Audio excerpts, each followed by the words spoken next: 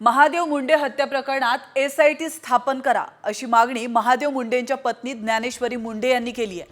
तर एसआयटी स्थापन न झाल्यास पोलीस अधीक्षक कार्यालयाबाहेर उपोषण करणार असं देखील ज्ञानेश्वरी मुंडे म्हणाल्यात। 21 ऑक्टोबर 2023 रोजी परळीच्या तहसील कार्यालयाजवळ महादेव मुंडेंची हत्या करण्यात आली होती।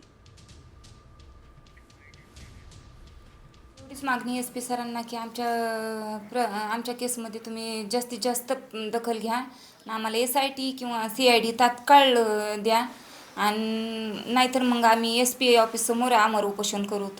महादेव मुंडे हत्या प्रकरणात एसआयटी स्थापन करा अशी मागणी महादेव मुंडेंच्या पत्नी ज्ञानेश्वरी मुंडे यांनी केली आहे। तर एसआयटी स्थापन न झाल्यास पोलीस अधीक्षक कार्यालयाबाहेर उपोषण करणार असं देखील ज्ञानेश्वरी मुंडे म्हणाल्यात।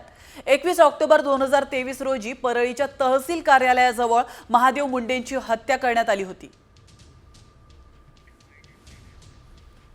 मागणी एसपी सरांना की आमच्या केसमध्ये तुम्ही जास्तीत जास्त दखल घ्या, आम्हाला एसआयटी किंवा सीआयडी तात्काळ द्या, आणि नाहीतर मग आम्ही एसपी ऑफिस समोर आमरण उपोषण करू।